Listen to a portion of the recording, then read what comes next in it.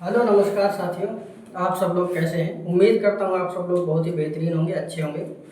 और आप लोगों को इसके पहले वाली वीडियो में मैंने विद्युत ऊर्जा के बारे में बताया था और आप लोगों ने समझा होगा, बहुत अच्छी तरीके से क्लास भी देखी होगी। अगर आप लोग जो है पहली बार इस वीडियो में आए हों, इसके पहले भी बहुत सारी वीडियो हैं, आप पहले उनको देखें, क्योंकि आप जब क्रम से पढ़ते हैं तो आप लोगों को बातें बहुत अच्छे से समझ में आएंगी।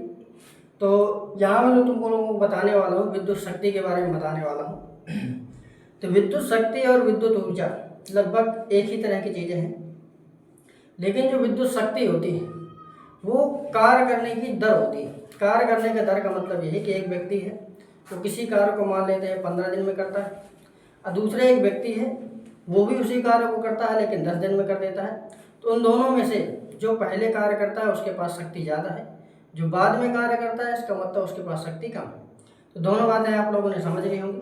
तो इधर हम समझते हैं, तो लिख लेते हैं कि विद्युत शक्ति का मतलब किसी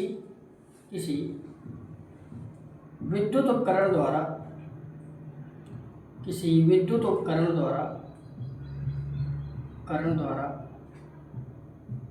किसी विद्युत उपकरण द्वारा कार्य करने की दर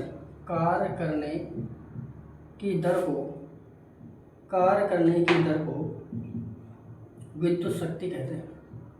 कार्य करने की दर को विद्युत शक्ति कहते हैं।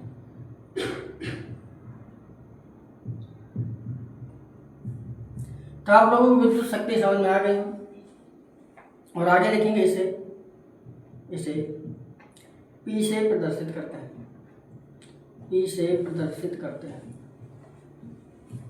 विद्युत शक्ति को P से प्रदर्शित करते हैं। आगे लिखेंगे यह अदिश राशि है। यह अदिश राशि इसलिए क्योंकि ये भी एक प्रकार का कार्य ही है, कार्य करने के दर है तो कार्य ही है, लेकिन ये है अदिश राशि। इसके अलावा इसका फार्मूला क्या होता है, फार्मूले के बारे में समझते हैं। तो अगर हम t समय में, इधर मैं लिखे दे रहा हूँ सही से, यदि कोई उपकरण भी हो सकता है, वस्तु व्यक्ति कुछ भी हो सकता है, लेकिन विद्युत की बात हो रही है तो विद्युत उपकरण हम लोग यूज करेंगे। यदि कोई उपकरण t समय में W कार्य करे तब इसका जो सूत्र होता है P बराबर होता है W/T। तब P बराबर होता है W/T। तो आप लोगों को ये सूत्र समझ में आ गया होगा। अच्छा, यहाँ पर एक बात समझें, चूंकि यदि हम t का मान 1 सेकेंड ले लें, या रखने पर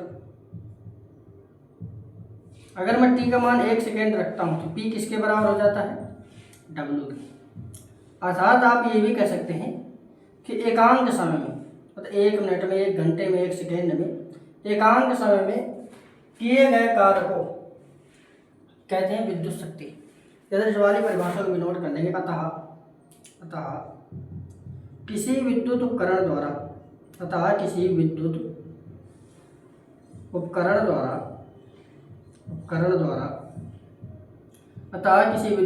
द्वारा एकांक समय में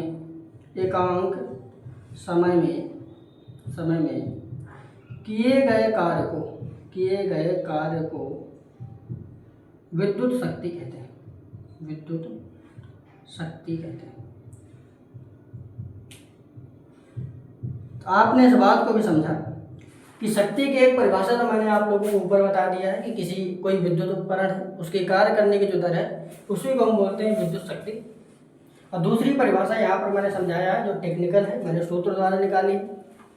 तो सूत्र से आप लोग समझ रहे हैं कि अगर हम t का मान 1 सेकेंड रख लेते हैं तो p का मान W के बराबर हो जाता है। अगर p का मान W के बराबर हो जाएगा तो हम कह सकते हैं कि किसी विद्युत उपकरण द्वारा एकांक समय में, यहाँ पर समय हमने एकांक ले लिया है, किए गए कार्य को विद्युत शक्ति कहते हैं। तो आप लोगों को परिभाषाएं बहुत अच्छी तरीके से समझ में आ गई होगी।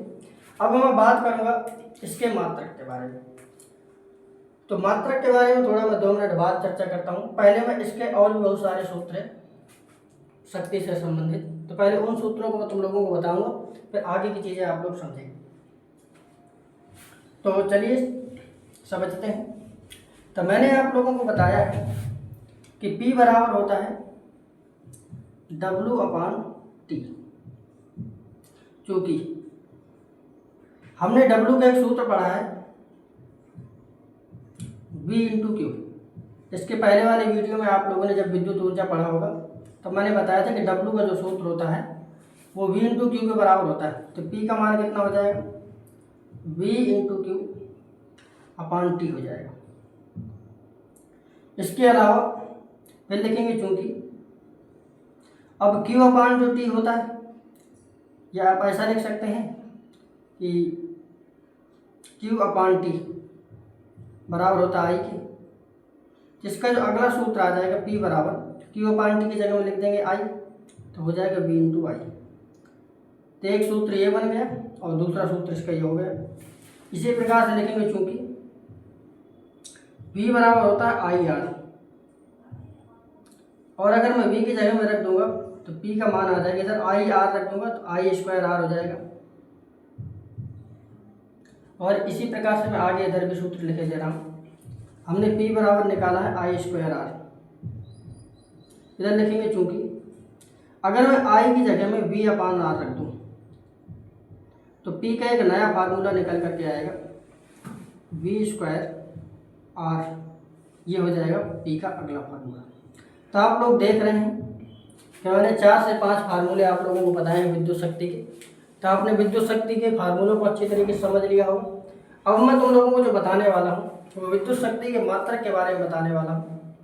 तो विद्युत शक्ति का मात्रक वाट होता है, इसका जो मेन मात्रक होता है वाट होता है। लिखेंगे मात्रक, तो विद्युत शक्ति के जो मात्रक है, तो सबसे पहला जो मात्रक रहेगा वो रहेगा वाट। आप ऐसे भी याद कर सकते हैं कि जिसके पास शक्ति होती है वो किसी की भी वाट लगा सकता है। वाट का मतलब होता है कि दूसरे को समस्या में डाल सकता है। तो जिसके पास शक्ति होगी, जितनी ज़्यादा शक्ति होगी उसके पास उतना ज़्यादा वो वाट लगा सकता है। आप ऐसे याद कर सकते हैं। तो मात्रक पहला हो गया वाट। आप लोगों ने एक सूत्र पढ़ा है P बराबर V/I, तो यहाँ से भी एक सूत्र बन सकता है। V का मतलब होता है वोल्ट और I का मतलब होता है एम्पियर, क्योंकि कभी कभार आप लोगों से ऐसे मात्रक भी पेपर में बहुविकल्पियों में आ जाते हैं और आप सीधा वाट पर पढ़े होते हैं, इसलिए आप लोगों को समस्याएं आ जाती हैं। तो आप ऐसे भी मात्रकों को याद कर सकते हैं। अगला जो इसका मात्रक रहेगा वो रहेगा किलोवाट। अगला जो इसका मात्रक रहेगा वो रहेगा किलोवाट। और किलोवाट, 1 किलोवाट में आप लोग याद रखना 1000 वाट के बराबर होता है। 1 किलोवाट बराबर 1000 वाट। इसका जो अगला मात्रक होता है वो रहता है हॉर्स पावर, अश्वशक्ति। और एक अश्वशक्ति बराबर होता है 746 वाट। तो आप इस मान को जरूर याद रखें, ये सब इम्पोर्टेंट मान है। तो आप लोगों को विद्युत शक्ति बहुत अच्छे समझ में आ गया होगा, मात्रक भी समझ में आया होगा, सूत्र भी समझ में आए होंगे। फिर अगली जो परिभाषा तुम लोगों को बताने वाला हूँ वो बताने वाला हूँ यूनिट की परिभाषा।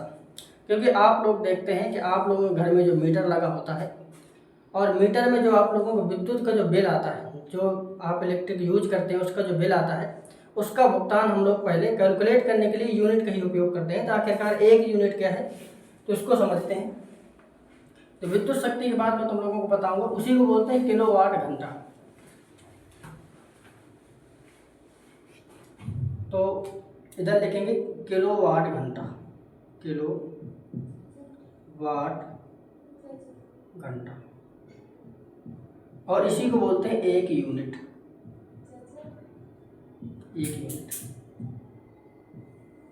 तो किलोवाट घंटा क्या है, एक यूनिट क्या है, इसको समझें। तो आप ऐसा समझ सकते हैं कि 1 किलो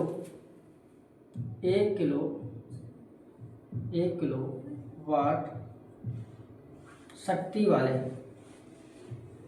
1 किलोवाट शक्ति वाले उपकरण द्वारा 1 घंटे में जितनी ऊर्जा व्यय की जाती है, कितनी ऊर्जा व्यय की जाती है। आप ऐसा समझ सकते हैं कि अगर हमारे घर में या हमारे पास 1 किलोवाट का कोई उपकरण है, जैसे एक मोटर आता है तो 1 HP 2 HP, वैसे आप समझ सकते हैं अगर 1 HP का है तो 746 वाट का रहेगा। और अगर 1 किलोवाट का बात करें तो उससे थोड़ा बड़ा रहेगा। तो 1 किलोवाट का अगर हमारे पास कोई उपकरण है और वो अगर 1 घंटे तक कार्य करता है, 1 किलोवाट शक्ति वाले उपकरण द्वारा 1 घंटे में जितनी ऊर्जा व्यय की जाती है उसे किलोवाट घंटा